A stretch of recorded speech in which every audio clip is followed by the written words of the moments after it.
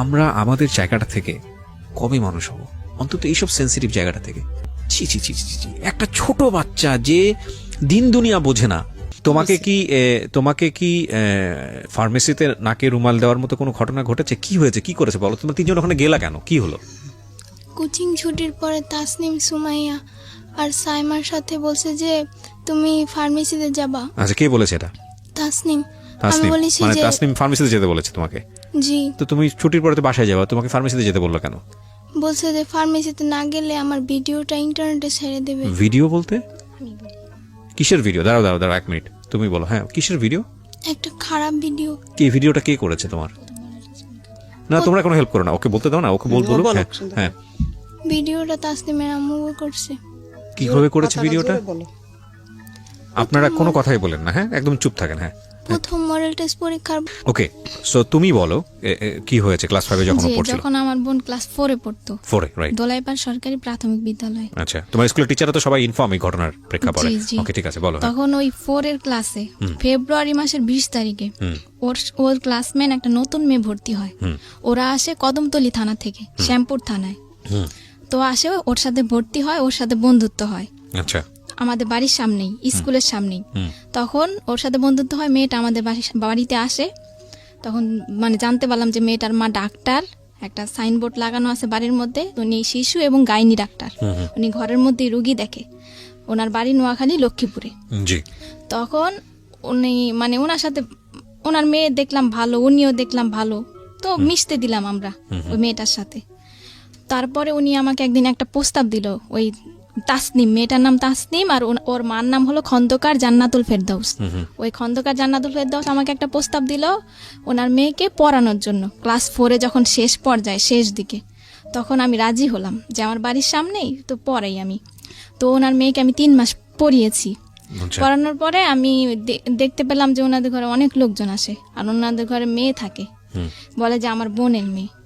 লোকজন আসে আর উনি আমাকে মানে অনেক ধরনের কথা বলতো, যেগুলো আমার মানে একটু খারাপ লাগতো। যেমন বলতো যে আমার একটা গেস্ট আসছে, তো এজন্য আমি একটু পরিপাটি হচ্ছি, আমার অনেক ভদ্র গেস্ট। আবার অনেক মাঝে মধ্যে অনেক ফোনে নোংরা নোংরা কথা বলতো। তখন মানে আমার অনেক হাজবেন্ড ছিল না বাসায়?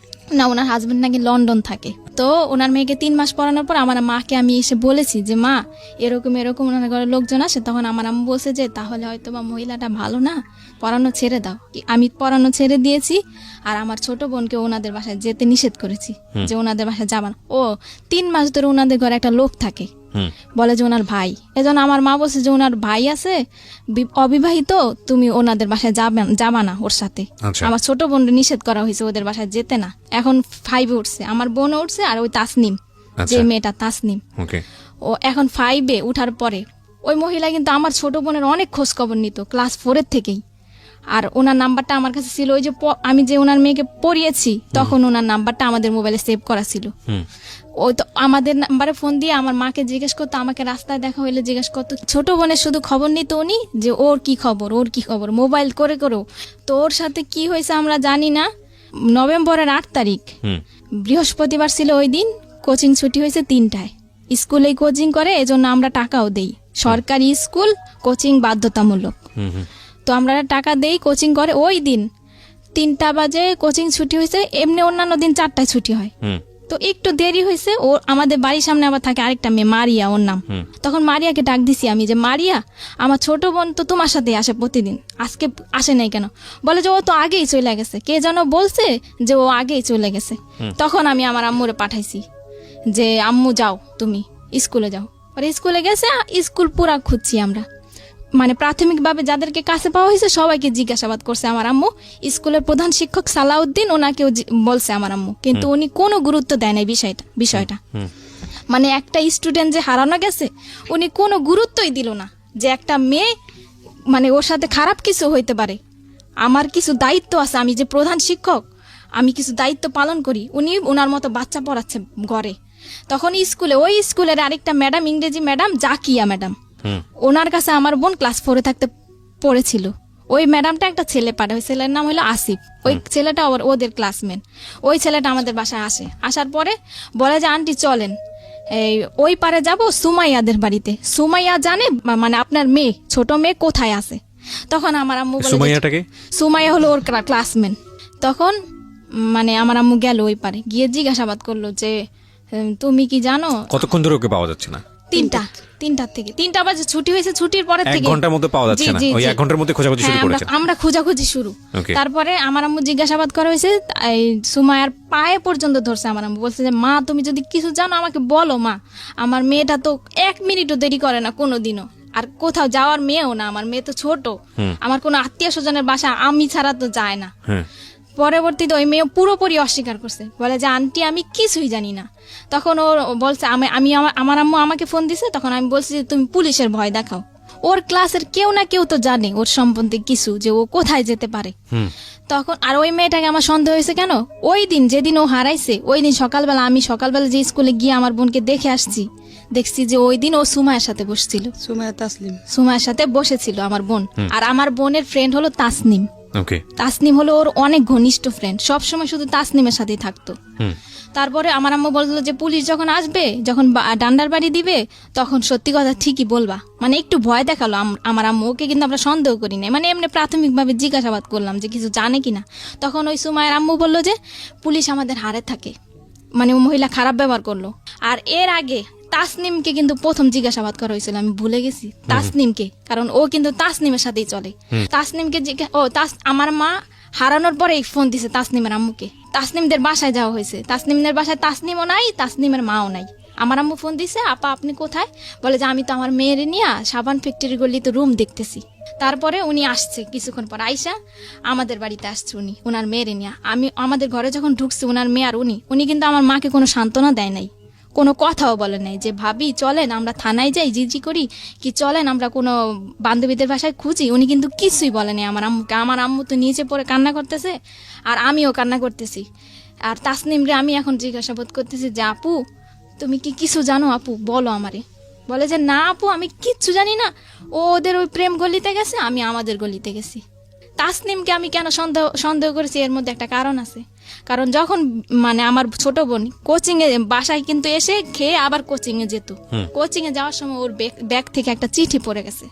চিঠিটার মধ্যে 3টা মেয়ের নাম উল্লেখ ছিল, ফারিহা, রাজিয়া আর তাসনিম।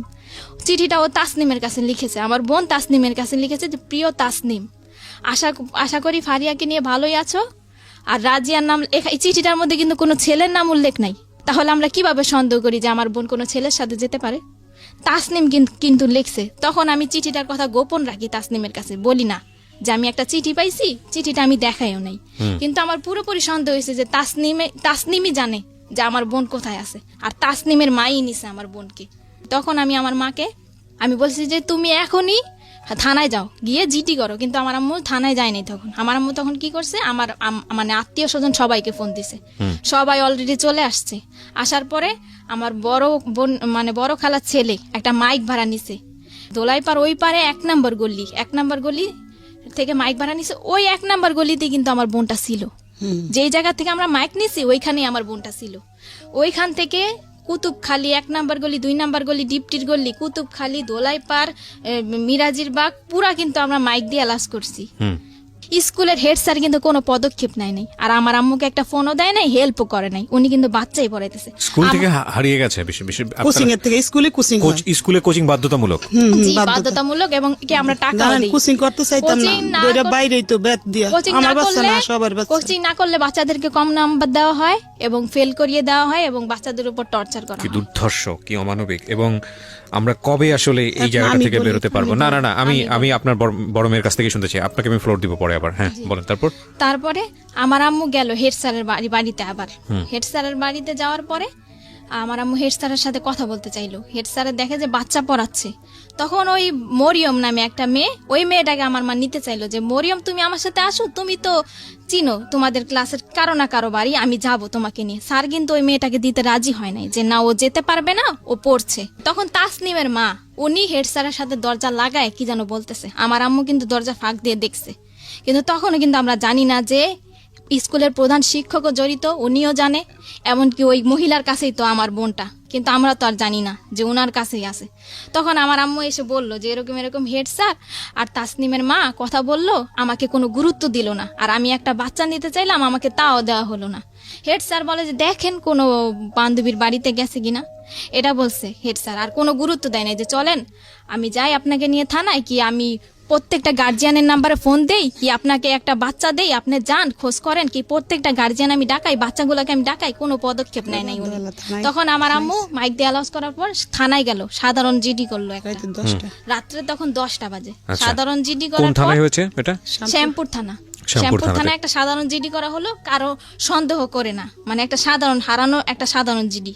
যে আমাদের যে জিডির যে মামলার আজম, এসআই আজম, ওনাকে আমার আম্মু নিয়ে আসলো গাড়ি নিয়ে, আমার মেজো খালা আমার মা গাড়িতে নিয়ে আসলো। আমার আম্মু সন্দেহ করলো, আমি বললাম যে আমি ওই মহিলাকে সন্দেহ করছি, যে ওই মহিলার মেয়ের সাথেই চলে, ওই মহিলাই জানে, ওই মহিলার মেয়েই জানে, যদি ওনারাও না নেয় তাহলে ওনারা জানে যে ও কোথায় আছে, কোথায় গেছে।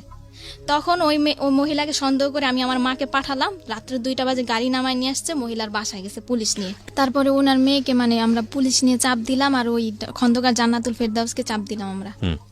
তখন ওই মহিলা কিন্তু স্বীকার করেনি, আর মহিলার মেয়েও স্বীকার করেনি। তখন ওনার মেয়েকে আমরা মানে সন্দেহ করলাম ওনার বোনকে। ওনার বোন আবার থাকে পান্থপথ, ওই দোলাই পারেই পান্থপথ একটা মানে একটা স্থানের নাম, ওই স্থানে থাকে আর কি। তো ওইখানে ওনার মেয়েকে মানে আমরা চাইলাম যে তোমার খালার বাসায় হয়তো বা থাকতে পারে। তখন ওনার মেয়েটাকে কিন্তু উনি একাই দিয়ে দিল। উনি কিন্তু কোনো আপত্তিকর মানে কথা বললো না যে না আমার মেয়েকে দিব না, আমি এত রাত্রে এতগুলা পুলিশের সাথে আমি কিন্তু দিব না আমার মেয়েকে। উনি কিন্তু ওনার মেয়েকে দিয়ে দিল আমার মার সাথে। আর আমার মা ওনার মেয়েকে নিয়ে এই রাত্রে 2টা বাজে ওর খালার বাসায় গেল, খালার বাসায় আর ওই গাড়ির মধ্যে ওনার মেয়েকে আমার মা কোলের মধ্যে রাখলো এবং বললো যে মা বলো, মা যদি তুমি কিছু জানো তাহলে বলো। কিন্তু ওনার মেয়ে কিন্তু কিছুই বললো না, যে না আন্টি আমি কিছুই জানি না। তখন ওর খালার বাসায় খোঁজা হলো, নেই, ওই বাসায়ও নেই।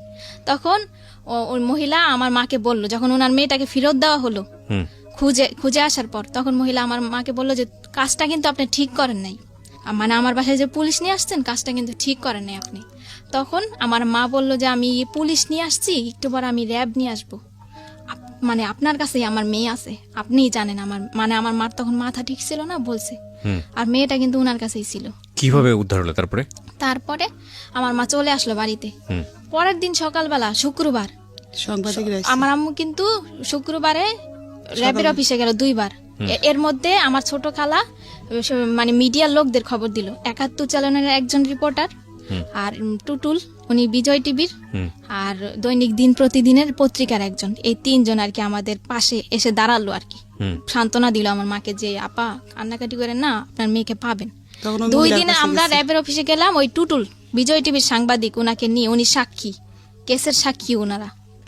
তো ওই দিন শুক্রবার, আর মহিলার কাছে গিয়েছে ওনারা সকালবেলা, ওই মিডিয়ার লোকদের সাথে ওই মহিলা অনেক খারাপ আচরণ করছে, এগুলো ভিডিও ফুটেজ ওই সাংবাদিকদের কাছে আছে।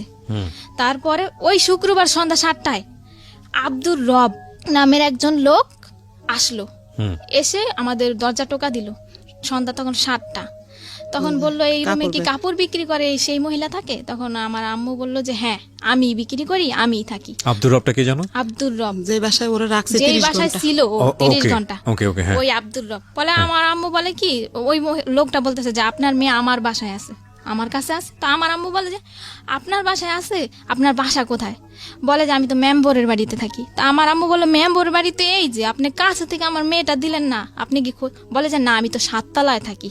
বলে যে কোন 7 তলায়? বলে যে না আমি তো 1 নম্বর গলিতে থাকি। লোকটা কয় ধরনের কথা বলা শুরু করছে, আর বলে যে আপনার মেয়েটা আমার মেয়ের সাথে চলে গেছে, আপনি নাকি অনেকে মানে মারধর করেন মেয়েকে, আমার কাছে আশ্রয় চেয়েছে, আমি আশ্রয় দিয়েছি। ওনার স্ত্রীকে ফোন দিল, কোথায় তুমি? আসলো আমার বোনটাকে নিয়ে আসলো। আমার বোনটা কে 2টা পুরুষ লোক ধরে ধরে নিয়ে আসছে, আমাদের দোতলার ভাড়াটিয়ারা সবাই সাক্ষী। তখন সবাই মানে ওই লোকটা যে এসে বললো, সবাই কিন্তু দরজা খুলে ফেললো, সব কথাই। আমার বোনটা কাঁপতেছে, প্রচন্ড কাঁপতেছে, মানে যাকে দেখে তাকেই ভয় পায়, আর শরীরে অনেক জ্বর ছিল আমার বোনের। তখন লোকটা কিন্তু ঘরের ভিতরে ঢুকতে চাইলো না।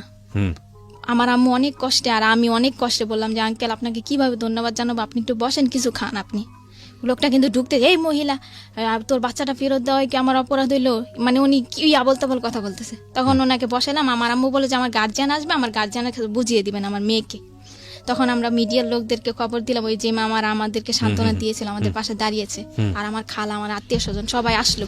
ওই আয়োর যে মামলার যে আয়ো আজম এসআই, ওনাকেও খবর দেওয়া হলো, আমার আম্মু খবর দিল, স্কুলের প্রধান শিক্ষককেও আমার আম্মু খবর দিল, কিন্তু ওই খন্দকার জান্নাতুল ফেরদৌসকে কিন্তু আমার আম্মু খবর দেয়নি। আর উনি কিন্তু এই একদিনের মধ্যে আমার আম্মুকে কোনো ফোনও দেয়নি, কোনো খোঁজ খবরও নেয়নি, এমনকি কোনো সাহায্য করে নাই। ওই খন্দকার জান্নাতুল ফেরদৌস আমার বোন ঘরে ঢুকার 5 মিনিটের মধ্যে উনি এসছে 3টা মেয়ে নিয়ে। উনি কিভাবে জানলো যে আমার বোনটা ঘরে আসছে? বড় বড় 3টা মেয়ে, 3টা মেয়ে নিয়ে আসছে। 3টা মেয়ে এসে মানে আমার মার সাথে ঝগড়া শুরু করছে যে কেন আমার মা পুলিশ নিয়ে গিয়ে ওই মহিলার বাসায় খুঁজতে গেছে। তখন আজম যে কেসের যে আয়ো, উনি বলল যে আপা দেখেন, আপনার মেয়ে যদি হারানো গেত তাহলে আপনিও খুঁজতে আসছেন, ওনার মনের অবস্থাটা আপনি বুঝেন। তখন খন্দকার জান্নাতুল ফেরদৌস বললো আমি আজকে অ্যাকশন নিব, আমার মান ইজ্জত কিছু রাখে নাই, পুলিশ নিয়ে আমার বাড়িতে গেছে। এই পরে আজম বলল যে দেখেন, আপনি বাচ্চা নিয়ে বড় কথা বলবেন না, আর ওনার মনের পরিস্থিতিটা বুঝেন, আপনি কি অ্যাকশন নেবেন, এইগুলা কোন ধরনের কথা বলতেছেন? মানে আমি যেটা বুঝতে পারছি, তখন পর্যন্ত আপনারা কেউ জানেননি যে ওর সাথে কি হয়েছে। ও জানে সব। আপনারা নরমালি যেটা জানেন যে ঠিক আছে, মানে বাচ্চা পাইছি, সুতরাং এটাই অনেক বড় কিছু। হ্যাঁ বলেন। তারপরে কথাবার্তা শেষ করে ওই 3টা মেয়ে কিন্তু ঝগড়া করছে, আর বাড়ির ভাড়াটিয়াদের গেট টোকায় আমার আম্মুর নামে খারাপ খারাপ মন্তব্য করেছে, এমনকি ঘরের মধ্যে আমার আম্মুর সাথে ঝগড়া করছে, গায়ের মধ্যে হাত তুলতে পর্যন্ত আসছে। রাজিয়া, সুরমা জাহান রাজিয়া, মহিলার যে সহযোগী ফার্মেসিতে কাজ করে, ওই রাজিয়া মহিলা কিন্তু কোনো কথা বলে না, ওই 3টা মেয়েই কথা বলতেছে। আর মিতু আসছে, মিতু নাকি ওনার বোনের মেয়ে। মিতু এসে বলতেছে যে গণতান্ত্রিক বাংলাদেশে বিনা কারণে কাউকে জেল খাটানো যায় না, এখানে কিন্তু কোনো জেল খাটানোর কথা উঠে না। ওনারা কিন্তু নিজে নিজে একটা আওয়াজ হচ্ছিল। হ্যাঁ, তারপরে কি হলো? হ্যাঁ, তারপরে ওনারা সবাই চলে গেছে, কেসের আয়ও চলে গেছে। না স্যার আইছে, স্কুলের প্রধান শিক্ষক আসছে এখন। আচ্ছা। প্রধান শিক্ষক এসে বলতেছে যে এই মেয়ের মা মেয়েকে অনেক অত্যাচার করে, মেয়ে আমার কাছে অনেক দিন বলছে স্কুলে, এই মেয়ের মা মেয়েকে এত অত্যাচার করছে যে মেয়ে চলে গেছে অন্যদের বাড়িতে। তখন হেড স্যার ওকে গিয়ে ধমকাচ্ছে ভিতরের রুমে যে এই মেয়ে, মানে ওকে নাম ধরে বলতেছে যে তুই কার সাথে গেছিস। তখন ও বলছে যে তাসনিম, বলে যে কশাকার তাসনিম না খশাকার তাসনিম। এই প্রশ্নটা ওকে 3বার করা হয়েছে, ও কিন্তু বলছে যে কশাকার তাসনিম। আর হেড স্যার কিন্তু জানে যে ও তাসনিমের সাথে চলে, আর খশাকার তাসনিম নামের কোনো মেয়েই নাই। তখন ওকে ধমকানো হলো, কিন্তু আমরা কিন্তু তখন বুঝি নাই, ওকে চোখ গোড়ানি দেওয়া হয়েছে আমার সামনে আর আমার 2 খালা। আমার নাম কবি না, কিন্তু মানে ওকে চোখ গোড়ানি দেওয়া হয়েছে, আমরা কিন্তু বুঝি নাই যে কেন ওকে চোখ গরম দিচ্ছে। স্যার চলে গেছে, সবাই চলে গেছে। তখন পত্রিকার একজন লোক ছিল, আমার ছোট খালা ছিল। তখনই আমার বোনের অবস্থা, শারীরিক অবস্থা, তখন মিডিয়ার লোকের একটা মানে একটা জবানবন্দি নিল, ওর কাছ থেকে জবানবন্দি দিল। মানে ওই মুহূর্তে ও যা বলেছে আমি তাই বলতেছি। ও বললো যে তোমার সাথে কি কি ঘটেছে। তখন ও বলছে যে তাসনিম, সাইমা, সুমাইয়া, এই 3জনই ওদের ক্লাসে পড়ে। এই 3টা মেয়ের সাথে কোচিং ছুটির পরে আমি গেছি খন্দকার জান্নাতুল ফেরদৌসের ফার্মেসিতে যাওয়ার পর মহিলা একটা রুমালের মধ্যে কি দিছে, আমি তারপর আমার আর কিছুই মনে নেই। পরের দিন সকালবেলা আমি উঠে দেখি যে আমি আব্দুর রবের বাড়িতে, ওই যে সাইমাদের বাড়িতে। সাইমার বাবা কিন্তু আব্দুর রব। এতটুকু আমি ওর মুখ থেকে শুনতে চাই। মানে আপনার পাশে যে আপনার বোনটা বসে আছে, ছোট বোন, ওকে একটু মাইক্রোফোনটা দেন।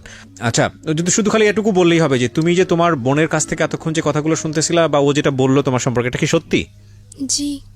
আর ওরে বেলা আপনি চুপ থাকেন, আপনি আমার সাথে কথা বলতে দেন, আপনার ইন্টারপ্রেট দরকার নাই। একটা যেটা হচ্ছে যে তোমার নামটা তুমি বলিনি। হ্যাঁ, তুমি আমার সঙ্গে একটু গল্প করো। আমি অনেকক্ষণ ধরে তোমাকে অবজার্ভ করছি, তোমার মানসিক অবস্থা খুবই খারাপ এবং তুমি ভেঙেও পড়েছো অনেকখানি। তোমাকে কি ফার্মেসিতে নাকে রুমাল দেওয়ার মতো কোনো ঘটনা ঘটেছে? কি হয়েছে, কি করেছে বলো? তোমরা 3জন ওখানে গেলা কেন, কি হলো? কোচিং ছুটির পরে তাসনিম, সুমাইয়া আর সাইমার সাথে বলছে যে তুমি ফার্মেসিতে যাবা। আচ্ছা, কে বলেছে এটা? তাসনিম। আমি বলেছি মানে যে তাসনিম ফার্মেসিতে যেতে বলেছে তোমাকে? জি। তো তুমি ছুটির পরে তো বাসায় যাবা, তোমাকে ফার্মেসিতে যেতে বললো কেন? বলছে যে ফার্মেসিতে না গেলে আমার ভিডিওটা ইন্টারনেটে ছেড়ে দেবে। ভিডিও বলতে কিসের ভিডিও? দাঁড়াও 1 মিনিট, তুমি বলো। হ্যাঁ, কিসের ভিডিও? একটা খারাপ ভিডিও। কি ভিডিওটা কে করেছে তোমার? না, তোমরা কোনো হেল্প করো না, ওকে বলতে দাও না, ওকে বলবো। হ্যাঁ, ভিডিওটা তাসনিমের আম্মু করছে।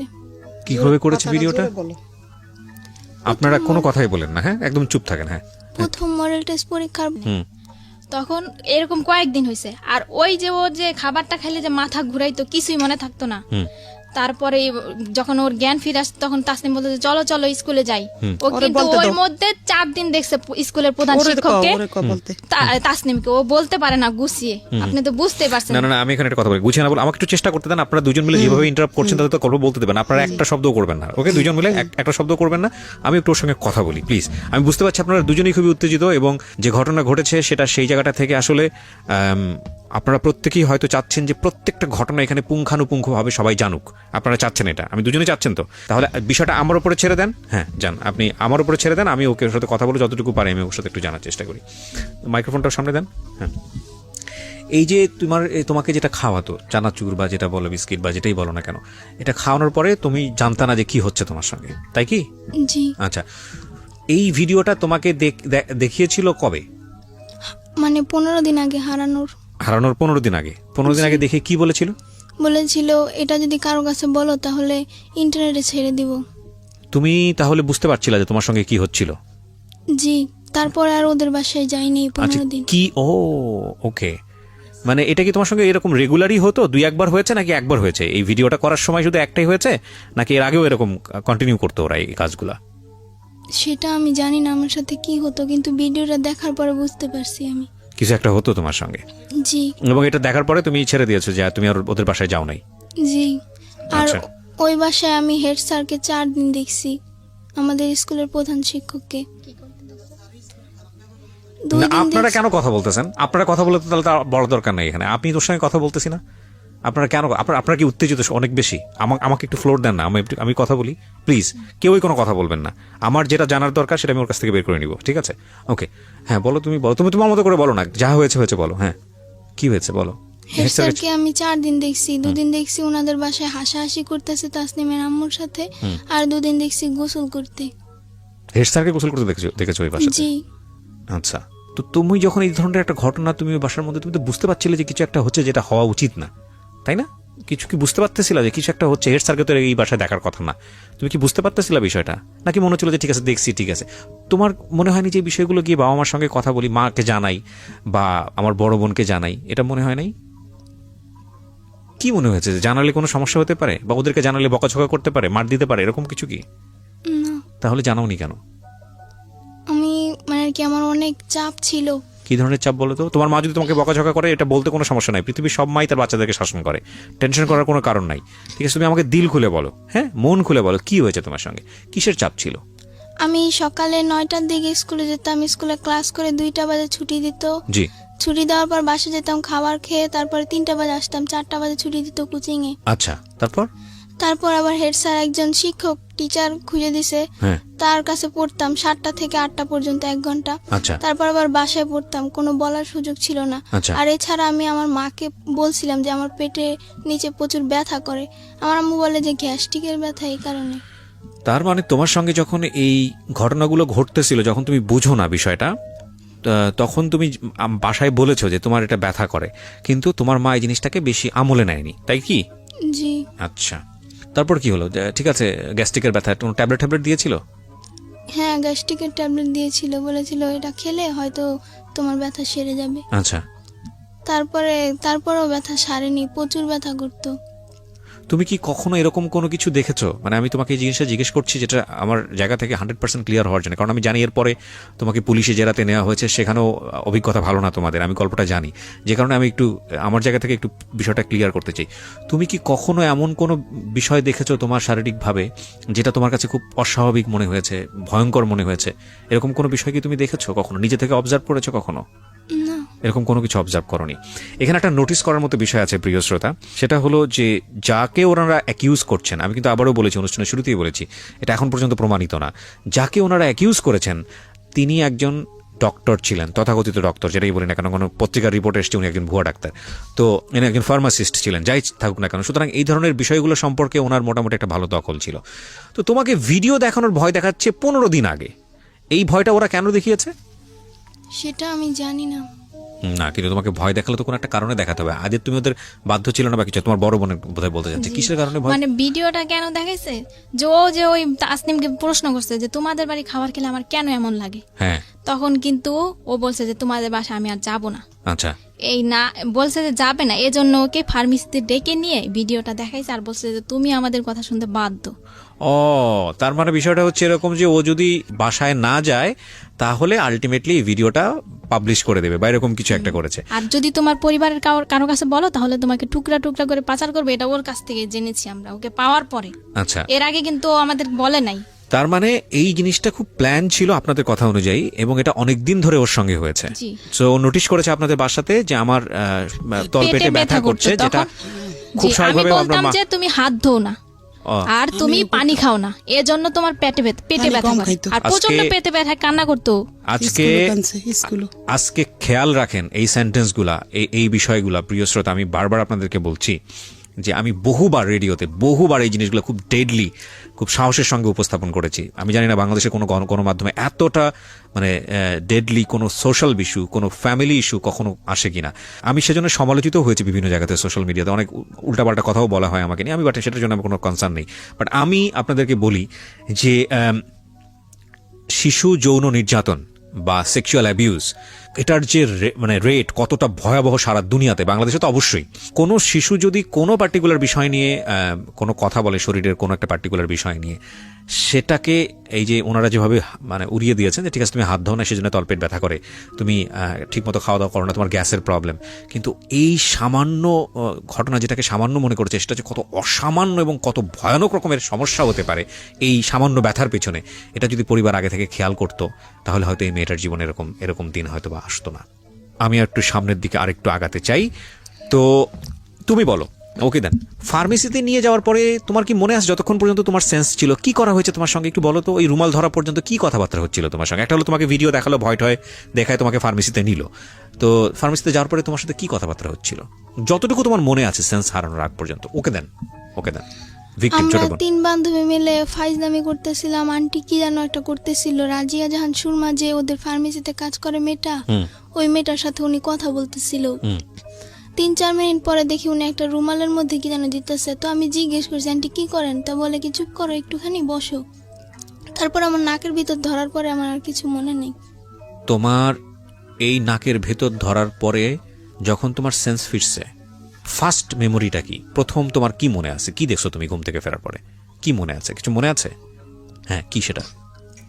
আমি ওখানে আমি যখন নাকি ঘুম থেকে উঠি তখন দেখি সাইমাদের বাসায়। সাইমাটাকে তোমার বান্ধবী? জি। আচ্ছা, হ্যাঁ, সাইমাদের বাসায়। হ্যাঁ, ওখানে ওর বাবাকে দেখছি, ওর আর একটা লোককে দেখছি, আর একটা মেয়েকে দেখছি, হ্যাঁ, আর ওর মাকে দেখছি। হ্যাঁ। তো আমি সাইমাকে জিজ্ঞেস করছি যে আমি এখানে কেন, আমি তো ফার্মেসিতে থাকার কথা। রাইট। তো বলে যে চুপ করে থাকো, পরেরটা পরে বোঝা যাবে। অনেকবার জিজ্ঞেস করছি, আমাকে ধমক মাইরা চুপ করা দিছে। এই সাইমাটা কি তোমার বয়সী ছিল? জি। ও কোন ক্লাসে পড়তো? 5। একই ক্লাসমেট তোমার? জি। আমি অবাক হচ্ছি প্রিয় শ্রোতা, নাথিং টু সে। আমি ফ্লোর দিব, তবে তার আগে আমাকে একটা বিরতি নিতে হবে। আপনারা সবই ফেসবুকে দেখতে পাচ্ছেন, আমরা স্টুডিও থেকে আছি ফেসবুক লাইভে। বাট আমি বারবার আপনাদেরকে বলছি, এটা একটা অমীমাংসিত সত্য।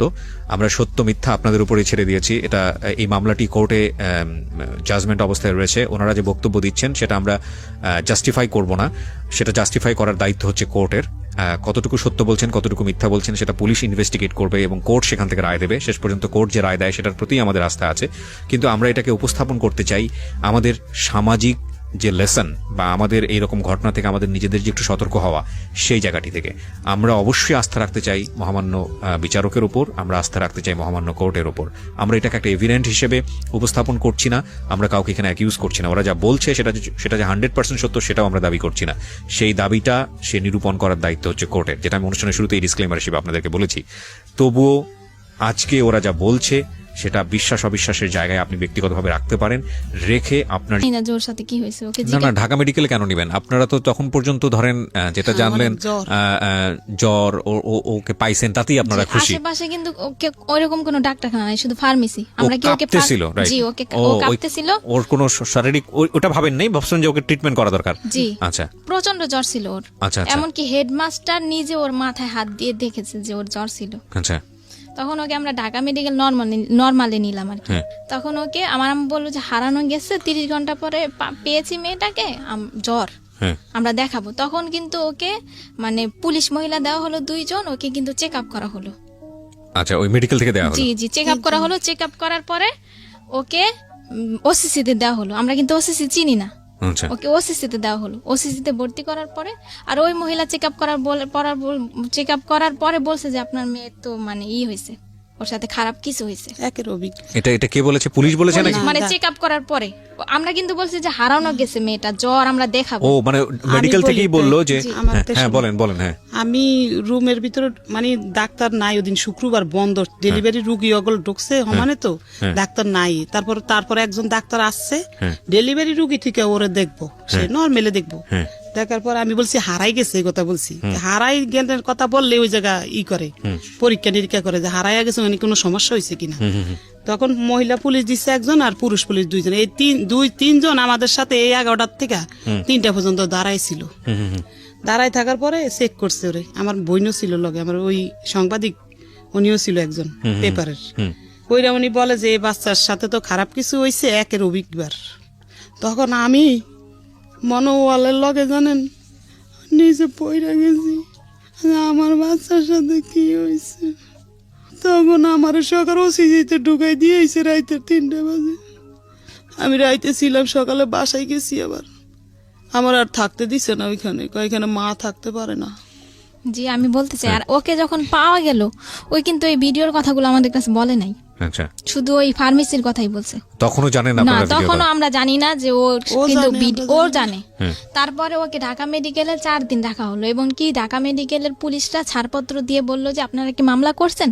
তখন আমার আম্মু বলে যে না, বলে যে আপনারা মামলা করেন, আসামিদেরকে আমার গ্রেফতার গা করেন। শিউরে উঠতেছে বারবার। জি, তখন আমরা মামলা করতে গেলাম, আমার মার কেস নেয় না থানায়, নিবে না আমার আম্মুর কেস। দারোগারে পাঠাইছে। কি করেছে আপনাকে থানা থেকে বলেন তো? থানায় আমার মামলা নেয় না, হ্যাঁ কয় কি মেডিকেলের রিপোর্ট যাব না আসবো, এবার আমরা মামলা করতে পারবো না। আচ্ছা তখন ওই সাংবাদিক করে ফোন দিছি, ওরা গেছে, হ্যাঁ গেছে এবার মামলা লইব। কি করবো, আইওরে পাঠাইছে মেডিকেল, হ্যাঁ আইও যায়া মোবাইলে মাইয়ার জবানবন্দি নিয়ে আসছে, তারপর মামলা করছে। মানে আয়ু সহযোগিতা করছে? হ্যাঁ, আইও মেডিকেল পাঠাইছে ওসি, আচ্ছা যায়া মেডিকেল না ওনাদের কিছু ফর্মালিটিস আছে সেটা মেইনটেইন করতে হবে। ওইটা কইতে পারে নাই, ভিডিওর গুলা বলতে পারে নাই, পরে অসুস্থ ছিল। আচ্ছা বলছে আমি ওই না সানবারে গেছি, তারপরে দেখি সাইমাকে বাসা, এইটুকু পর্যন্ত বলতে পারছে। হ্যাঁ তারপরে আইনা ওসির কাছে দিছে, ওসি গ্লেস লেখছে, আসামি ধরছি আনছি থানায়। হ্যাঁ ওই সুমায়ার মারে ধরাই নেই, হ্যাঁ সুমায়ার মাঝে এই লোক জড়িত আমরা জানি না। তো আপনি আসামি কাকে মনে করেন? আরেকটা আসামি কথা আমি ওই বলতে চাই। ডাক্তারের বেডি, তাসলিমের আম্মু ডাক্তার, হ্যাঁ তার সহকর্মী, ওই যে ভিডিও রেকর্ডিং করছে যে মায়ের, আর যে আব্দুল রবের বাসায় বই আবার ঘটনা হয়েছে ওর সাথে খারাপ কিছু, হ্যাঁ, আব্দুল রবরে ধরাইছি। আচ্ছা, তিনজন আসামিকে আপনি মামলা ধরে নিয়ে এসে পরে মামলা হয়েছে না, নাকি? মামলা করার পরে গাড়ি দিছে, নিয়ে আসছে। মামলার এজাহারটা আমার কাছে আছে, আপনারা নিয়ে এসছেন, আমি একটু ফটোকপি আছে আমার কাছে। প্রিয় শ্রোতা, আমি খুব কিছু অল্প অংশ আপনাদেরকে একটু শোনাতে চাই। আমার মনে হয় যেটা পত্রিকার রিপোর্টটা কি কবে হয়েছে? মামলা হওয়ার পরে হয়েছে? মামলা হওয়ার পরে হয়েছে। কোড উড়াইছে যেদিন এদিন। আচ্ছা, তাহলে আমি একটা কাজ করি, আমি বরং পত্রিকার রিপোর্টটাই আপনাদের একটু পড়ে শোনাই, তাহলে আপনারা বুঝতে পারবেন যে কি ঘটনা ঘটেছে এবং ঘটতে চলেছে। এটা হচ্ছে একটা স্থানীয় পত্রিকা, আমি যদি ভুল না করে থাকি দৈনিক আলোর জগৎ, আমার আইডিয়া নেই পত্রিকা সম্পর্কে। এটা হচ্ছে 15ই নভেম্বর 2018 এই পত্রিকায় যেটা এসছে, টাইটেলটা ছিল এরকম যে রাজধানীর শ্যামপুরে ধর্ষণ মামলায় ভুয়া ডাক্তার সহ 3 জন গ্রেপ্তার। রাজধানীর শ্যামপুর থানাধীন ধোলাইপাড় সরকারি প্রাথমিক বিদ্যালয়ের 5ম শ্রেণীর এক ছাত্রীকে ধর্ষণের অভিযোগে 3 জনকে আটক করেছে পুলিশ। বাদী সালমা আক্তার 40, যিনি আজকে আমার সঙ্গে স্টুডিওতে আছেন, তিনি জানিয়েছেন গত 8ই নভেম্বর বৃহস্পতিবার আইরিন ব্র্যাকেটে ছদ্মনাম, আপনি আপনার মেয়ের নাম এখানে ব্র্যাকেটে ছদ্মনাম ব্যবহার করেছেন, আমরা নিজেরা নাম উচ্চারণও করিনি আজকে এখানে। স্কুল কোচিং শেষ হয় বিকাল 3টায়, কিন্তু তার মেয়ে বাসায় না ফিরলে সে স্কুলে যায় এবং স্কুল বন্ধ দেখে প্রধান শিক্ষককে ফোন দেন এবং স্কুল সহ পরিচিত লোকজন ও আত্মীয় স্বজনদের কাছে খবর নেন। এক পর্যায়ে এলাকার মাইকিং করলে কোনো খবর না পেয়ে শ্যামপুর থানায় একটি সাধারণ ডায়েরি করেন, তার নম্বর হচ্ছে 341, তারিখ হচ্ছে 8/11/2018। পরদিন শুক্রবার সন্ধ্যা আনুমানিক 7টায় তারা জানতে পারেন তাদের মেয়ে মামলায় অভিযুক্ত আটককৃত আসামি আব্দুর রবের বাসায় আছে। তৎক্ষণাৎ তারা আব্দুর রবের বাসা থেকে অচেতন অবস্থায় তার মেয়ে আইরিনকে উদ্ধার করে তাদের বাসায় নিয়ে আসে। তাদের মেয়েকে পাওয়া গেছে শুনতে পেয়ে স্কুলের প্রধান শিক্ষক, জিডির তদন্ত কর্মকর্তা সাব ইন্সপেক্টর মোহাম্মদ, নামটা এখানে কেন আসেনি, আচ্ছা ঠিক আছে, সাংবাদিকরা উপস্থিত হন, কিন্তু আইরিনের কোনো হুঁশ না থাকায় কি হয়েছিল সেটা জানা যায়নি। এক সময় রাত আনুমানিক 9টায় হুঁশ ফিরলে সে জানায় স্কুল কোচিং শেষে মামলার আটককৃত আসামি খন্দকার জান্নাতুল ফেরদৌসের স্কয়ার হেলথ কেয়ার ফার্মেসিতে গেলে, এই ফার্মাসির নাম কি স্কয়ার হেলথ কেয়ার, আচ্ছা স্কয়ার হেলথ কেয়ার ফার্মাসিতে গেলে তার মুখ অচেতন নাশক ঔষধ মাখায় এবং এরপর তার আর কিছু মনে নেই। পরদিন শুক্রবার কেন সে আব্দুর রবের বাসায় গেল তা সে জানে না। একথা শুনে তার পরিবার রাতে ঢাকা মেডিকেল কলেজ হাসপাতালে ভর্তি করলে মেয়ের শারীরিক অবস্থা খারাপ দেখে ওসিসিতে ভর্তি করা হয়। পরে আইরিনের মা সালমা বেগম রবিবার রাতে শ্যামপুর থানায় একটি মামলা দায়ের করলে গোপন সংবাদের ভিত্তিতে পুলিশ রবিবার রাতে 3 জনকে আটক করে পরদিন সোমবার 5 দিনের রিমান্ড চেয়ে আদালতে সোপর্দ করেন। এরপরের টুকু আমার সংবাদে আর নাই, কিন্তু এখানে আমি অবশ্যই ধন্যবাদ দিব আইন প্রয়োগকারী সংস্থা, বিশেষ করে পুলিশকে। আমি এটা সত্যি আমি যখন এই ধরনের কোনো অ্যাক্টিভিটিস দেখি আমার খুব ভালো লাগে, আমার খুব গর্ব করতে ইচ্ছে করে। I am really proud because police এই সব জায়গাগুলোতে খুব সেন্সিটিভ। সেটা হচ্ছে যে আমরা জানি যে ওনাদেরকে সোপর্দ করার পরে ওনাদেরকে আবার আদালতে হাজিরও করা হয়েছে জামিনের জন্য, কিন্তু পুলিশ স্বেচ্ছায় যেটা করেছে যে ওনাদেরকে যাতে জামিন না করা হয় সেটার একটা ব্যবস্থা করেছে, এবং আমি যতদূর জানি ওনারা এখনো জেলে আছে, আমি যদি ভুল না করে থাকি। ঠিক, তো সেটার লেটারও আমি দেখতে পাচ্ছি এখানে আপনারা পুলিশ স্বেচ্ছায় এই এটা করেছে। কারণ ওনাদের তো আপনাদের তো উকিল ধরতে হতো, আপনারা কি উকিল ধরেছিলেন? দর্শি উকিল আছে আমার আছে। তো ঠিক আছে, 3 জনকে ধরে নিয়ে গেল। আমি সময় পেলে আরো কিছু ডকুমেন্টস আমি আমার শ্রোতা যারা আছেন তাদেরকে পড়ে শোনাবো। হ্যাঁ। মামলা করার পরে মানে থানার লোকেরা জিজ্ঞাসাবাদ করলো আমার বোনকে, আমার মাকে। ওসি বললো যে সবে তো মাত্র থাকা শুরু, এখানে আরো কত থাকতে হবে।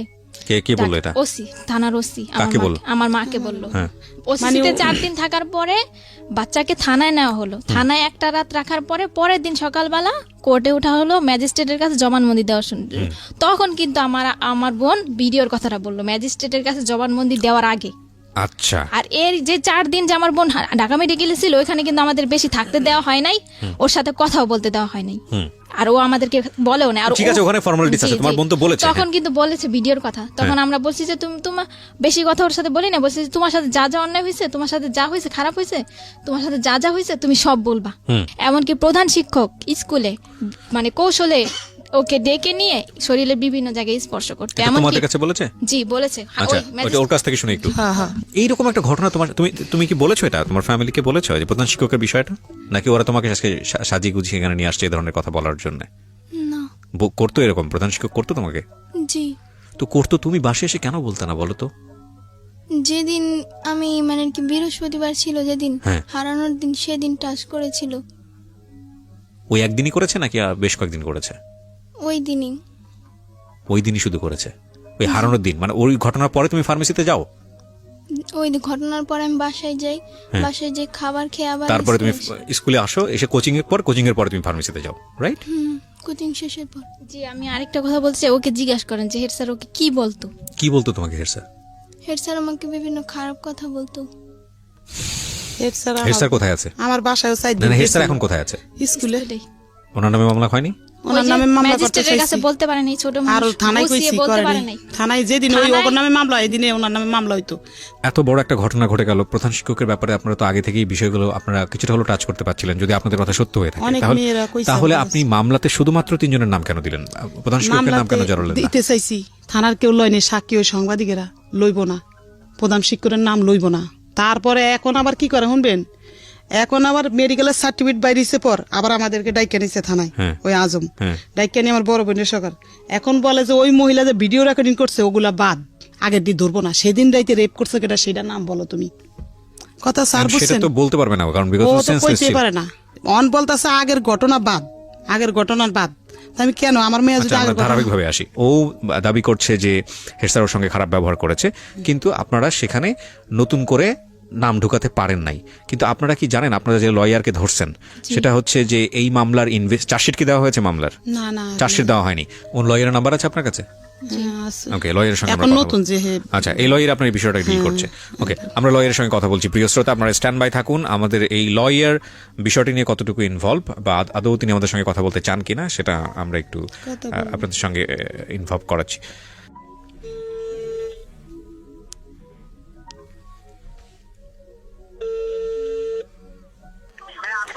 জি, আসসালামু আলাইকুম। আমি আরজি কিবরিয়া বলছি ঢাকা এফএম থেকে। আপনার ক্লায়েন্টের সঙ্গে বোধহয় কথা হয়েছে আপনার। সমস্যা নাই। আমি ওনাদের যে ঘটনাটা ঘটেছে, হ্যাঁ, এই ঘটনার উপরে আমরা রেডিওতে ওনাদের পুরো ঘটনাটাই প্রচার করছি। তো এটা এখানে আমাদের মনে হলো যে আপনি যেহেতু ওনার ঘটনার লয়ার, ওনার মেয়ের সাথে যে ঘটনাটা ঘটেছে আপনার সঙ্গে একটু কথা বলা দরকার, এই কারণেই আপনাকে ফোন দেয়া। তো আপনি কি কারি লিয়াকত বলছেন? আমি ওনার যদি বলেন আমার মোটামুটি মামলা স্যারের থেকে আমি শেয়ারিং করি তো আচ্ছা। সেখানে খুব ঠিক পয়েন্ট, সেখানে আমি স্যারের নিয়ে দিব আপনাকে, আপনি বলেন। ওকে, আপনার নামটা একটু বলেন প্লিজ। আমার নামটা হচ্ছে রোমান। রোমান। তো রোমান ভাই, আমরা যতটুকু জানি যে এই মামলায় 3 জন গ্রেপ্তার হয়েছে এখন পর্যন্ত। হ্যাঁ, 3 জন গ্রেপ্তার। আচ্ছা, ওনারা যেই এই যে হেড স্যারের বিষয়ে যে কথাগুলো বললো, বা আমি তো নিজেও ভিকটিম আমার সামনে আছে, আমি ওনার সঙ্গে কথা বললাম, তো সেখানে যেটা বুঝতে পারছি যে ভিকটিম তো হেড স্যারের কথা বলছে। তো এক্ষেত্রে আপনাদের জায়গা থেকে কি কোনো স্টেপ নেওয়ার আছে, যে আর যারা বাইরে আছে তাদেরকে নিয়ে কোনো ধরনের কোনো স্টেপ? আমি বলি, এখানে হচ্ছে যখন একটা মামলা আয়ু হয়, মানে থানায় হয়, এখানে একটা আসামি কোন তদন্ত করার দায়িত্ব হচ্ছে একজন আয়ুর, মানে যে ইনভেস্টিগেশন অফিসার। উনি একটা ঘটনা জানবে বাদী থেকে, হ্যাঁ, বা অভিযোগকারী থেকে জানবে, জেনে উনি ওনার যে পয়েন্ট গুলো আছে, যে ওইগুলো আছে, ওইগুলো অনুযায়ী উনি একটা ঘটনার সাথে কে জড়িত থাকতে পারে। ফর এক্সাম্পল, আমি এক্স কে বললাম যে এক্স এই কাজটা করছে, কিন্তু উনি তদন্ত করে দেখলো ওয়াই হয়েছে, ওয়াই ওটার সাথে জড়িত আছে, তো এটা সম্পূর্ণ দায়িত্ব হচ্ছে ওনার।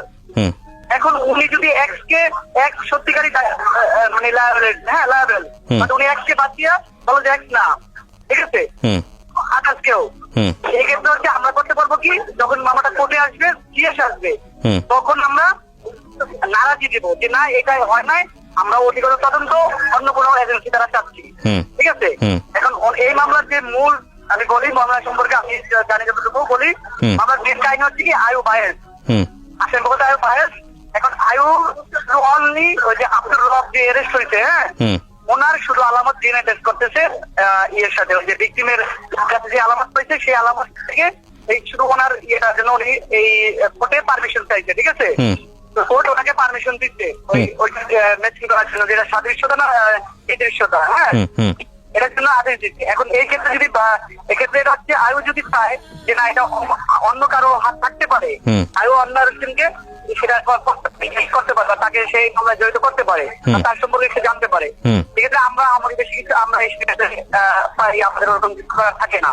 না, কিন্তু আমি যতটুকু জানি যে প্রাথমিক তদন্তে উনি যেভাবে ইনভেস্টিগেট করছেন, সেখানে যদি আপনাদের সে থাকে, সেটা আপনার নারাজি দিয়ে আবার কোর্টে সেটা পেশ করতে পারেন, তাই তো? হ্যাঁ, আমরা সেটা আবার বলতে পারবো যে না, এটা হয় নাই, এই ক্ষেত্রে আমরা চাচ্ছি না। এটা আসলে আমরা এখনই এইভাবে বলাটা উচিত হবে না, কারণ যেহেতু চাষিটা এখনো আসেনি, সুতরাং এখনই নারাজি পোষণ। সালমাপা অনেক কিছু বলে, আর একটা আয়ু চাইলেই তার মন গড়া হবে একদম একটা, যেখানে ভিকটিম থেকে ধর্ষণের আলামত পাওয়া গেছে মেডিকেলে, রাইট।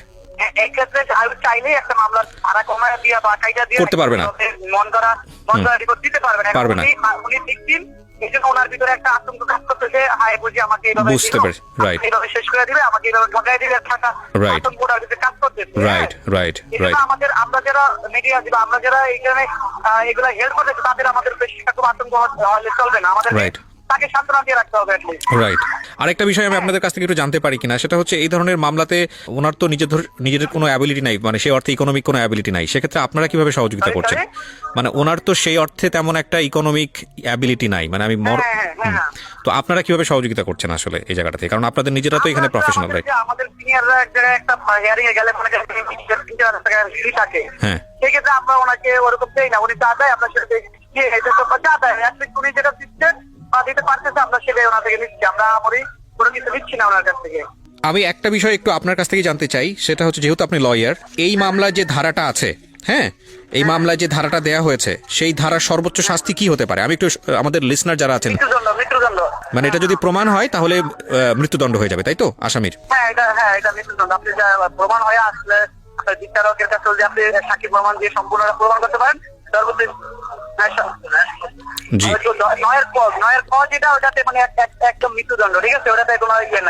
ঠিক আছে Romel, thank you so much আমাদেরকে সময় দেওয়ার জন্য, থ্যাংক ইউ। আপনার সামনেই কথা বললাম, আমাদের লিসনাররাও শুনলো, এটা সব পুরো মানে একবারে আনকাট ভাবে রেডিওতে প্রচার করছি আমি, পুরো কথাটাই হলো। সেটা হচ্ছে যে এগুলো করতে গেলে এক ধরনের বিভিন্ন রকমের মানসিক জটিলতা, মানসিক চাপ তো আছে, সিস্টেমেটিক জটিলতা আছে, আমরা জানি এগুলো আইনের ব্যাপার, বছরের পর বছর ধরে চলতে থাকে, তবে ন্যায় বিচার আসবে এই বিশ্বাসটা রাখতে হবে, প্রথম কথা হচ্ছে এটা। আর দ্বিতীয় কথা হচ্ছে যে যিনি ভিকটিম তিনি উপস্থিত আছেন, যারা এতক্ষণ ধরে শুনে এসছেন, নতুন করে বলার কিছু নেই, কিন্তু যার নামটা এখানে চলে এসছে, যেটা আমাকে ভয়ানকভাবে আঘাত করেছে, সেটা হচ্ছে এই সরকারি প্রাথমিক বিদ্যালয়ের প্রিন্সিপাল। ওনার নাম যেহেতু এসছে, উনি সম্মানিত ব্যক্তি, যেহেতু মামলাতেও নেই এবং এটা প্রমাণও হয় না, যেহেতু ওনার নাম মামলাতে যেহেতু নেই, এখন পর্যন্ত প্রমাণ যেহেতু হয় না, সুতরাং সেই জায়গাটি থেকে আমরা আসলে দাবি করতে পারি না উনি এই ধরনের কাজ করেছে নাকি করেনি, কারণ এটার এখতিয়ার কেবলমাত্র কোর্টেরই আছে। কিন্তু যেহেতু এই ধরনের একটা অনুষ্ঠানে তার নাম এসছে, সুতরাং আমরা এটা নৈতিক দাবি মনে করছি তার সঙ্গে কথা বলার, এবং তিনি যেটাই বলুন না কেন সেটা তার বলার অধিকার আছে। তো সেই জায়গাটা থেকে তিনি আমাকে একেবারেই চেনেন না, আমি ফোন একেবারে আনকাট অবস্থায় তাকে দিচ্ছি, এরপরে দেখা যাক কি ঘটনা ঘটে। কি নাম বললেন? সালাউদ্দিন। যেহেতু আপনার নামটা এখানে আসেনি, সুতরাং এখানে আপনার বক্তব্যটাও প্রাসঙ্গিক হয়ে যায়, সেই জন্যই আপনাকে ফোন দেয়া। আর আপনি যেহেতু স্কুলের প্রধান শিক্ষক, সেই রেসপেক্টটা আমাদের কোনো অংশেই কমতি নাই। সো আপনার আসলে কি বলার আছে বিষয়টা নিয়ে, বা আপনি কতটুকু জানেন? দায়িত্বের জায়গা থেকে তো আপনারও কিছু না কিছু করার ছিল। কি হয়েছে আসলে আমাদেরকে যদি বলতেন। আপনাকে ধন্যবাদ জানাই বলতেছি যে এটা স্কুলের একটা বাইরের ঘটনা ছিল, ঠিক আছে? স্কুলের বাইরের ঘটনা? স্কুলের বাইরের ঘটনা। এবং শ্যামপুর থানায় যখন এটার মামলা হয়েছে, শ্যামপুর থানার থেকে এটা তদন্ত হয়েছে। এরপরে তদন্ত হয়ে এটা আবার আপনার ইয়েতে গেছে, শেলগা থানা। আচ্ছা, ভিকটিম সাপোর্টার যেটা আছে। আচ্ছা, ভিকটিম সাপোর্ট সেন্টার থেকে তো আপনাকেও ডাকা হয়েছিল, আমরা যতটুকু জানি। হ্যাঁ, আমি গিয়েছিলাম এবং ওইখান থেকে ওরা আসছিল, তদন্ত আসছিল। আচ্ছা, ওইখান থেকে ওই তাপসিংহতা নামে এক পুলিশ অফিসার আসছিল। আমি ছিলাম না ওইদিন, আমি ছুটিতে ছিলাম। উনি আমার সহকারী প্লাস হলো আমার যে স্টুডেন্টরা ছিল ওদের থেকে একটা স্টেটমেন্ট উনি নিয়েছে।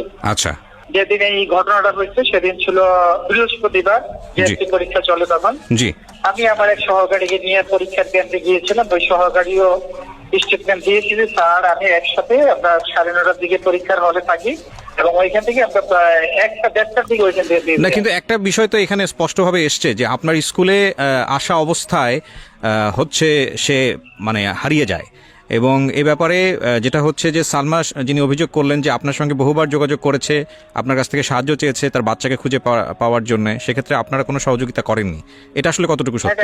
সম্পূর্ণ মিথ্যা কথা। আচ্ছা, উনি আমার বাসায় যখন গেছে 3টার পরে, আমি তখন ভাত খেয়ে তখন স্টুডেন্ট পড়াচ্ছি আমার বাসায়, কারণ জিএসসি পরীক্ষার কিন্তু এরপর দিন হলো ইংরেজি পরীক্ষা। বাসায় পড়াচ্ছেন মানে আপনি প্রাইভেট পড়াচ্ছেন, তাই তো? আমার ওই তো স্টুডেন্ট ছিল আর কি। আচ্ছা, ওরা বাসায় আসে। আচ্ছা, একজন। আচ্ছা, এখানে আরেকটা বিষয় এসছে সালাউদ্দিন সাহেব, সেটা হচ্ছে যে আমরা এরকম শুনলাম সালমার কাছ থেকে যে মানে বাচ্চাদেরকে এইরকম বাসায় পড়ানো বা কোচিং পড়াতে এটা বাধ্য করা হয়, এটা আসলে কতটুকু সত্য আপনার স্কুলের ক্ষেত্রে? না, এটার কোনো সত্যতা নাই, এটা মিথ্যা কথা। আর আমাদের ওই যে আছে আপনার যে পঞ্চম আর অষ্টম, আমাদের এখানে অষ্টম পর্যন্ত আছে। জি, অষ্টম পর্যন্ত। পঞ্চমের আমাদের থেকে যে পঞ্চম পিছিয়ে পড়ে ছেলে মেয়েদেরকে আমরা বিশেষ একটা ক্লাসের ব্যবস্থা করে থাকি ছুটির পরে। আচ্ছা, এটা আমাদের অফিস থেকে একটা নির্দেশ থাকে যে ওদেরকে আপনারা যে করেই হোক পিছিয়ে পড়া ছেলে মেয়েদেরকে একটু অগ্রসর করবে।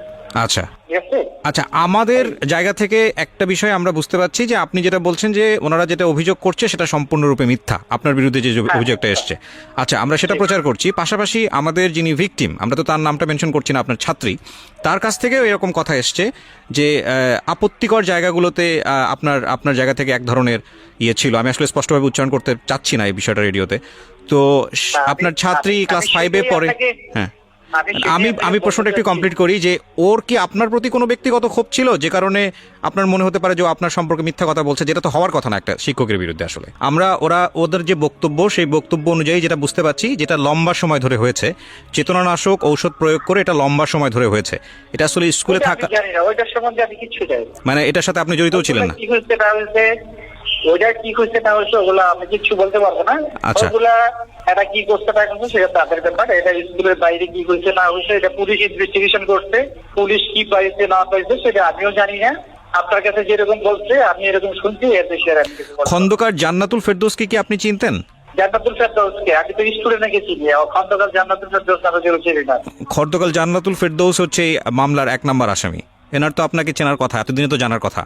আপনার স্কুলের ছাত্রী, সে ভিকটিম হয়েছে, আপনি তো তাকে চেনার কথা। কেউ যদি তাকে কিছু করে থাকে, আমরা বলছি বারবার যে তার আমরা বিচার চাই।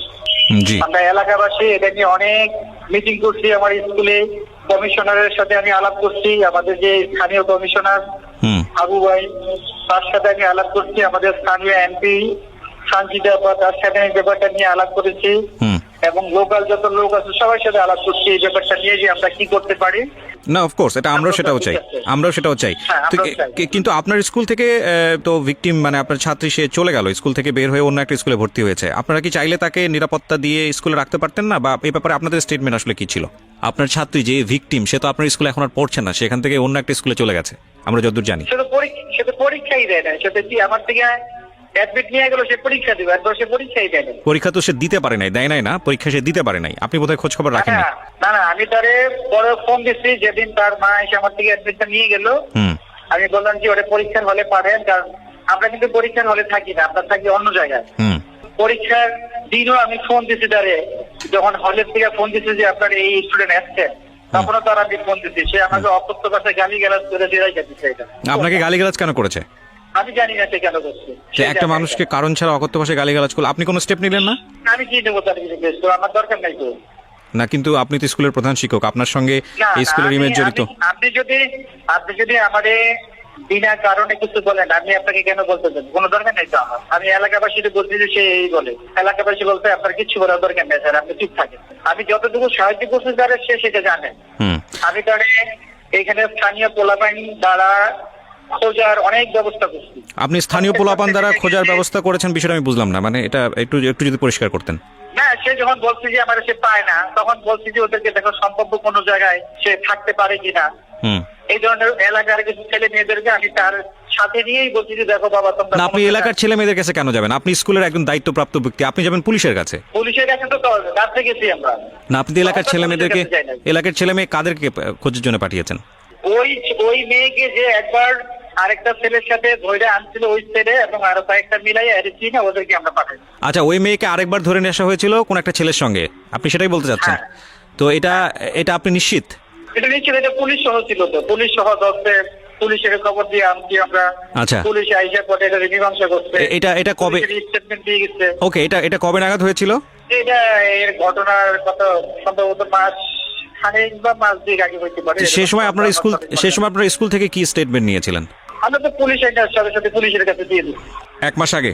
1-2 মাস আগে হবে, আমার সঠিক ডেটটা মনে নেই। আচ্ছা, পুলিশের কাছে আপনারা দিয়েছিলেন। ওকে, ঠিক আছে। আমি আসলে প্রাসঙ্গিকভাবে যেহেতু আপনার কথা এসছে সে কারণে আপনাকে জিজ্ঞেস করলাম, এবং আমরা আসলে কাউকেই অ্যাকিউজ করছি না আমাদের এই অনুষ্ঠানে। আমরা চাচ্ছি যে একটা তদন্ত হোক, এবং তদন্তে যারা আসলে দোষী তাদের বিচার হোক, সেটা যেই হতে পারে। আর এই সমস্যাটা আমাদের সমাজে এখন বিভিন্ন অ্যাঙ্গেল থেকে বিভিন্ন জায়গা থেকে আসছে, এবং এটা খুব মানে ভাইরাল আকারে ছড়িয়ে পড়ছে এই ধর্ষণের বিষয়গুলো। আমরা চাই যে প্রত্যেকে এখানে সঠিক ভূমিকা রাখুক, এবং আপনি যেহেতু স্কুলের প্রধান শিক্ষক আপনার দায়িত্বটাও অনেক বড়, এবং আমরা বিশ্বাস করি যে আপনার এখানে সম্পৃক্ততা ছিল না, কিন্তু সেটা আসলে বিশ্বাসের উপর নির্ভর করে না, সেটা প্রমাণ করবে আসলে আদালত। সো আপনাকে অনেক ধন্যবাদ, আপনি সময় দিলেন আমাদেরকে, থ্যাংক ইউ।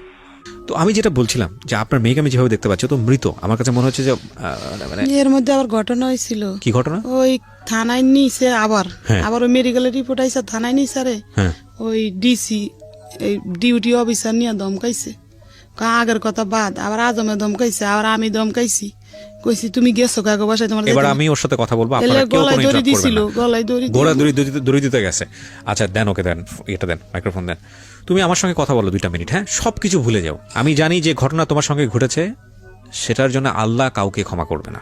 প্রথম কথা হচ্ছে এইটা, কারণ তুমি এখানে নিরপরাধ, তুমি জানো না যে তোমার সাথে কত ভয়ানক ঘটনা ঘটেছে। কিন্তু আমরা সবাই তোমার সাথে আছি, লাখ লাখ মানুষ তোমাকে শুনতেছে, পৃথিবীতে খারাপ মানুষের সংখ্যা বেশি না, হ্যাঁ? লক্ষ লক্ষ মানুষ তোমাকে শুনতেছে, সবাই তোমার জন্য দোয়া করবে আজকে রাতে। সুতরাং তোমার জীবন ভালো হবে, এটা তুমি নিশ্চিত ধরে নিতে পারো। আমি মন থেকে তোমার জন্য দোয়া করি। টেনশন করার কোনো কারণ নেই। জীবন এমন না যে এর একটা ঘটনার কারণেই থেমে যাবে। যারা অপরাধ করেছে, তুমি তো শুনলাই তোমার লয়ার কি বললো। এবং একটা সবচেয়ে বড় জিনিস যেটা, আপনাদের ঢাকা মেডিকেল থেকে যে রিপোর্টটা এসছে, যেটা বলা হলো, সেখানে কিন্তু প্রমাণ আছে যে ও রেপড। তার মানে এটা পুলিশের দায়িত্ব এটা খুঁজে বের করা যে কিভাবে এটা হলো। এটা পুলিশ যদি কোনো কারণে চার্জশিটের এদিক ওদিকেও কোনো কিছু হয়ে যায় যেটা আপনাদের মনোপুত হচ্ছে না, তার মানে এটাকে কোর্ট থেকে এটা ওকে করার কোনো সুযোগ নাই। সুতরাং আপনাদের আস্থা রাখতে হবে। কিন্তু আমি তোমাকে এই সব জিনিসের নিতেই চাই না, কারণ তুমি ক্লাস 5-এ পড়া একটা মেয়ে, তুমি এগুলা কিছু বুঝবা না। দুনিয়ার এত ভয়ানক জিনিস তোমার জীবনটাকে নষ্ট করে দিক, শেষ করে দিক, তোমাকে একেবারে এফোর করে দিক। আমি জানো না, আমি 2-2.5 ঘন্টা শুনতেছি, আমি ভারী হয়ে গেছি অনেকখানি। আমি শুধু চিন্তা করতেছি, দেখো এগুলো একটা সময় সবাই ভুলে যাবে, কিন্তু তোমার জীবনের দাগ সারা জীবন হয়তো তোমাকে সমাজ বাধ্য করবে বইয়ে বেড়ানোর জন্য। হয়তো তুমি আমার কথাগুলো বুঝতেও পারতেছো না, ভুলে যাও। তুমি আমাকে একটু বলো তো, এই তোমার সাথে এই ঘটনা ঘটার পর তোমাকে কয়বার থানায় যেতে হয়েছে এখন পর্যন্ত? অনেকবার। লেখাপড়া বন্ধ হয়ে গেছে? জি, কেন বন্ধ হলো? অনেকবার যেতে হয়েছে। যেদিন নাকি আমাকে ওসিসি থেকে ছাড়া দিয়েছে সেদিনও একদিন থানায় ছিলাম। হুম। তারপরে আবার অনেকবার ডাকাডাকি করছে, ওসি এসে জিজ্ঞাসাবাদ করছে। হুম। তারপর আবার থানায় একজন আছে, সেও জিজ্ঞাসাবাদ করছে, অনেকবার যেতে হয়েছে। বিপিন সেন্টার লেখাপড়াটা বন্ধ করলা কেন? এটা কি তোমার মা বন্ধ করে দিয়েছে নাকি তুমি বন্ধ করে, তুমি কনসেন্ট্রেট করতে পারছো না? কি হয়েছে লেখাপড়া? তুমি তো 5 পরীক্ষা দেওয়ার কথা। পরীক্ষা দিতে পারিনি। যেদিন আমার পরীক্ষা ছিল সেদিন আমি করেছিলাম। কোর্টে ছিলা তুমি? জি। কোর্টকে জানাও নাই যে তোমার পরীক্ষা আজকে? না, ওই দিন কি হয়েছে? ওই যেদিন প্রথম পরীক্ষা সেদিন তো করে জবানবন্দি নিতে বললা করে। হ্যাঁ। আর যেদিন পরীক্ষা সকালে এদিন রাইতে তো আর রাইতে আমরা থানায় ওরে নিয়ে মেডিকেল তো ছাড় দিলে থানায় এক রাত রাখে, এক রাত থানা জমা নেয়, বুঝছেন? এটা কি মানে ক্লাস 5 এর ফাইনাল পরীক্ষার কথা বলতেছেন? হ্যাঁ, এই যে ফাইনাল গেল যে দিতে পারলো না, তো এখন 5 ভর্তি করছি, তো আবার স্কুল ড্রেস বানাই দিছি। স্কুল চেঞ্জ করছেন? হ্যাঁ, ওই এলাকায় ছেড়ে দিছি আমি। এখন দোলাইপাড়া এলাকার থেকে গেছি কেন, গত মাসের 1 তারিখে গিয়ে ওই জায়গায় স্কুলে ভর্তি হ্যাঁ, করছি। আমি একটু বলতে চাই, হ্যাঁ। ওই মামলাটা করার পর আমাদের উপর 2 বার হামলা হয়েছে। কিসের হামলা? আমাদের এই যে আমরা মোস্তানেরা, যে দুলাইপাড় বেডিগো ছিলাম যে প্রেমগলিতে, ওই বাড়িতে 12 জন পুরুষ এসেছে। দরজা তখন জানলা দরজা ভাঙা। মানে অনেক জোরে জোরে ই করতেছে। তারপর তোমরা এলাকা ছেড়ে দিয়েছো? তখন আমরা না, আমরা না, থানায় আমার যেতে আম্মু পুরা বাড়ির ভাড়াটিয়াদের ডাকছে। তখন ওই লোক কিন্তু আমার মার সাথে অনেক খারাপ খারাপ আচরণ করছে। কোন লোক এটা? ওনার নাম হলো হাত কাটা আক্তার, ওনার হাতগুলো কাটা। উনি হলো মস্তান। মাস্তান, একজন মাস্তান, সবাই চেনে দোলাই পারে যে মিরাজি বাগের হাত কাটা আক্তার। 12 জন পুরুষ আসছে, ভাড়াটিয়ারা সাক্ষী। ও মেডিকেল তখন ও মেডিকেল, ঢাকা মেডিকেলে তখন আসছে। আমার আম্মুর সাথে অনেক খারাপ আচরণ করছে যে আপনার সাথে আমরা আলাদাভাবে কথা বলবো, এর একটা মীমাংসা হওয়া দরকার, আমরা মীমাংসার জন্য আসছি। তারপরে আমার আম্মুর সাথে সাথে আমাকে নিয়ে শ্যামপুর থানায় গেছে, একটা জিডি করছি আমরা। এই ঘটনার প্রেক্ষাপটে? জি। আর ওই দিন সকালবেলাও একজন এসেছে, যে ওই যে খন্দকার জান্নাতুল ফেরদৌস যে ঘরে যে একটা মেয়ে থাকে মিতু, ওই মিতু একজন লোককে নিয়ে আসছে। ওই লোক আমাদেরকে খুঁজে পায় নাই। আমরা সকালবেলা মেডিকেলে ছিলাম, তো আমাদের বাড়িওয়ালার কাছে কি না কি জিজ্ঞেস করছে, জিজ্ঞেস করার পরে চলে গেছে, আমাদেরকে পায় নাই। ওই জিডির কাগজ আমাদের কাছে আছে। তারপরে কিছুদিন আগে যে আমার আম্মু যে কোর্টে গেল, সিএম কোর্টের বাইরে, সিএমএম কোর্ট? জি, সিএমএম কোর্টের বাইরে আসামি পক্ষের লোকের আমার আম্মুর ওন্না ছিঁড়ে ফেলতে নিছে। আমার আম্মুর উপর মানে যখনই দেখে খারাপ কথা বলে, তারপর আমার আম্মুকে হামলা করতে চায়। কোর্টে তো ওকেও নিয়ে যেতে হয়? না না, ও যায় ওকে না। নিতে আমার হয় না? আম্মু বাদী, আমার আম্মু যায়। তো আমার আম্মু কোতোয়ালি বাদী থানায় একটা জিডি করছে, সাধারণ হামলা হওয়ার পরে সাথে সাথে আমার আম্মু একটা জিডি এবং করছে। আপনারা জায়গাটা ছেড়ে দিয়েছেন। জি, আপনি জি। এখন কি করেন পেশায়? ওই কাপড় বিক্রি করি। কাপড়, এই বোরকা পরে কাপড়? ওই আরানের আগে কলম না কিস্তি পাইছি, এই টাকা দিয়ে মাল উড়াইছি, বেচতে পারি নাই তো। আমার কিছু বলার আর নাই। ঘরে একটা আলমারি আছিল, ওইটা 10,000 টাকা বিক্রি করছি। একটা আলমারি বানাইছিলাম ওই কাপড় চোপড় রাখার লেগে, মানে এটা বিক্রি করে লাইছি। এটা দিয়ে যে গাড়ি ভাড়া বুড়া দিয়ে কোর্টে যাই, ওই টুকটাক করে উকিলের 200-300 টাকা এই আলমারি বিক্রি করার টাকা দিয়ে? হ্যাঁ, বেচ চালাইছি। ওটা দিয়ে চলতেছে। একটা কথা বলতে পারি শুধু, ইতিহাসের জঘন্যতম একটা এপিসোড প্রচার হলো আজকের এই জীবন গল্পে। আমাদের যে মনুষ্য পরিচয় না, এই মনুষ্য পরিচয়গুলা, আমরা ভয়ানক খারাপ মানুষ। আমার এই সব মানে সিলেবাস এই খুব সুন্দর করে কথাবার্তা বলা, এগুলো সব থেকে বের হয়ে আসে, ভিতর থেকে যেগুলো আসছে সেটা আমি বের করতে পারতেছি না। আমি সরি টু সে, আমরা ভয়ানক রকমের বাজে মানুষ। আমি সাধারণত কখনোই মানে এতটা বেশি পেসিমিস্ট, মানে এতটা বেশি হতাশ হই না, এতটা বেশি ঋণাত্মক কথাবার্তা বলি না। বাট আজকে আমার খুব বলতে ইচ্ছে করছে, কেন জানি। লেভেল থাকা উচিত তো, তাই না? মানে একটা হচ্ছে, এটা তো অবশ্যই একটা পারভার্টনেস, ভয়ানক রকম ভাবে বিকৃত মানসিকতার যারা, তারা এই ধরনের শিশু যৌন নির্যাতনের সঙ্গে জড়িত। কিন্তু এইটা ঘটনা ঘটে যাওয়ার পরে যে সিস্টেমের মধ্যে এদেরকে আমরা বেঁধে ফেলছি সঠিক বিচার পাওয়ার জন্য, হয়তো সেটার প্রয়োজনও আছে। এটা কি আরেক ধরনের রেপ না? একটা মানুষকে শেষ করে দেয়া না? এটা তো ভয়ঙ্কর রকম ভাবে, আমার কাছে সেটাই তাই মনে হয়। আপনারা দেখুন, যেখানে সমাজের মানুষের পাশে দাঁড়ানোর কথা, যেখানে সমাজের চারপাশের মানুষ, ওর বাড়িওয়ালা থেকে শুরু করে সবাই পাশে দাঁড়িয়ে বলার উচিত ছিল যে তোমাদের আজকে থেকে আমরা আছি তোমাদের পিছনে, টেনশনের কোনো কারণ নাই, ন্যায় বিচার পাওয়ার জন্য আমরা কাজ করব। সেখানে মাস্তানরা এসে ধমকে দিচ্ছে, সেখানে মাস্তানরা এসে বলছে যে এটা না করলে এটা মীমাংসা করতে হবে, কোর্টে গেলে অন্যার টেনে ছিঁড়ে ফেলছে। আচ্ছা, আমরা কি মানুষ? বুঝলাম যে এই কাজটা করেছে সে ভয়ঙ্কর রকমের অমানুষ, তার মৃত্যুদণ্ড শুধুমাত্র এনাফ না, তাকে তো আমি মনে করি কেটে কেটে কেটে কেটে কুকুর দিয়ে খাওয়ানো উচিত। জীবন্ত অবস্থায় একটা হাত কেটে ফেলা হবে, কেটে ওটা কুকুরকে দেওয়া হবে তার সামনে, সে দেখবে তার শরীরের একটা অংশ কুকুর খাচ্ছে এবং সেটা সে ফিল করবে। তারপরে আরেকটা আঙ্গুল কাটা হবে, তারপরে পাটা কাটা হবে, এবং ওই পাটা ঠিক করা হবে, তারপরে ঠিক করার পর আরেকটা পা কাটা হবে, এবং তাকে জানানো হবে 1 ঘন্টা পর তোমার পা কাটা হবে, 2 ঘন্টা পরে তোমার পা কাটা হবে, তাকে ভয় দেখানো হবে। তার পরিবারের ফ্যামিলি মেম্বারদের সবাইদেরকে মানে ফোকাস করা উচিত যে এই লোকের এই ফ্যামিলিতে থাকতো, এইরকম ভয়ানক রকমভাবে শাস্তি হওয়া উচিত, ধুকে ধুকে একটা মানুষকে মারা হবে, এবং ধর্ষণের শাস্তি মৃত্যুদণ্ড, ব্যাস দ্যাটস নট অল। মেরে ফেলা তো ফিনিশ, কয়েক মুহূর্তের হয়তো বা যন্ত্রণা, কিন্তু প্রতি মুহূর্তে এরা যা ফেস করবে সারাটা জীবন। দেখেন তো একটু চিন্তা করে, এই ফ্যামিলিতে একটা ছেলে আছে, সে তার নিজের মতো সংসার করছে, এখন ছোট্ট একটা বাচ্চা, এই 2টো মেয়ে, এবং উনি কাপড় বিক্রি করে। ওর কথা বাদই দিলাম, ওর তো বড় বোন। আমাদের সমাজের যে সামাজিকতা, আমরা কি পারবো ওকে একটা সঠিক জায়গায় পাত্রস্থ করতে? বা এই যে মেয়েটা বড় হচ্ছে, ক্লাস 5-এ যে একটা ধাক্কাটা পেলো, ও সারাটা জীবন কি ট্রমার মধ্যে থাকবে আপনারা কি বুঝতে পারেন? ওই জায়গাটা থেকে ও কোন সাইকিয়াট্রিস্টের কাছে যাবে? ওর তো ভাত কেনারই পয়সা নাই, ও কোন সাইকিয়াট্রিস্টের কাছে যাবে? আমরা যখন গণমাধ্যমে এই একটা রেপের খবর পড়ি, আমরা যখন জানি যে একটা ছোট বাচ্চা রেপ হয়েছে, একটা ছোট বাচ্চা সেক্সুয়াল অ্যাবিউজ হয়েছে, আমরা উহু আহা করে স্ক্রল করে অন্যদিকে চলে যাই, মানে আমি ফেসবুকের কথা বলছি, শেষ। কিন্তু আমরা কি জানি একটা রেপের পর একটা ফ্যামিলিকে সারাটা জীবন রেপ সিস্টেমের মধ্যে চলতে হয়? সমাজ তাকে কিভাবে পরিমাণ রেপ করে, কিভাবে বাঁকা চোখে তাকাবে এর মায়ের দিকে, এর মেয়ের দিকে। একটু এই মেয়েটা যদি জীবনে একটু এদিক ওদিক থেকে করে, সবাই তাকে খোঁটা দেবে। আমরা আমাদের জায়গাটা থেকে কবে মানুষ হব? অন্তত এইসব সেন্সিটিভ জায়গাটা থেকে। ছি ছি ছি ছি ছি, একটা ছোট বাচ্চা যে দিন দুনিয়া বোঝে না। আমি অনেক বেশি হতাশ, আমি আসলে আজকের এপিসোডটাতে অনেক বেশি হতাশ, এবং আমার আর কিছু বলার নাই, নাথিং টু সে। তোমার কোনো স্বপ্ন আছে? তুমি স্বপ্ন বুঝো? মানুষ যে ভবিষ্যতে বড় হয়ে এটা হতে চায়, ওটা হতে চায়, এরকম কোনো স্বপ্ন আছে? সেনাবাহিনী। দাঁড়ান, ওর কাছ থেকে শুনি। তুমি বলো তো, তুমি এখন কি স্বপ্ন দেখো? তোমার যা মন চাই বল, তোমার কথা দিয়ে শেষ করবো আজকের অনুষ্ঠানটা। কি করবা তুমি? তোমার এই যে ঘটনাটা ঘটে গেছে এত কিছুর পরে, তোমার বাসাও চেঞ্জ হয়েছে, তুমি এখন কি করবা? কিছু চিন্তা ভাবনা আছে? কোনো চিন্তা ভাবনা নাই? আমি তোমাকে একজন ভালো সাইকিয়াট্রিস্টের কাছে ব্যবস্থা করে দিব। তুমি ওখানে যাবা, তুমি তোমার মা ওনাকে নিয়ে যাবেন, তোমার কাছ থেকে 1 পয়সাও নিবে না, ঠিক আছে? তুমি ওনার কাছে মন খুলে কথাবার্তা বলবা, এবং উনি তোমাকে কাউন্সিলিং দেবে। আমি তোমাকে ব্যক্তিগতভাবেই এতটুকু হেল্প করব, কারণ আমি মনে করি এই আইন বলি, বিচার ব্যবস্থা বলি, এটা বলি, ওটা বলি, এগুলোর দীর্ঘসূত্রিতা আছে, মানুষ একসময় সবকিছু ভুলে যাবে। কিন্তু তোমার ভেতরে যে ঘটনাটা থেকে যাচ্ছে, এটা তুমি সারা জীবন বয়ে বেড়াবা। এই জায়গাটার স্কুলিং আগে হওয়া উচিত। তোমার এই জায়গাটা ভুলতে হবে, তোমাকে নিজের পায়ে দাঁড়াতে হবে। আমি তোমাকে কথা দিচ্ছি যে আমি তোমাকে নিজে একজন সাইকিয়াট্রিস্টের ব্যবস্থা করে দিব, এবং খুব ভালো একজন নামী সাইকিয়াট্রিস্ট। উনি তোমার কাছ থেকে কোনো পয়সা নেবে না, হ্যাঁ?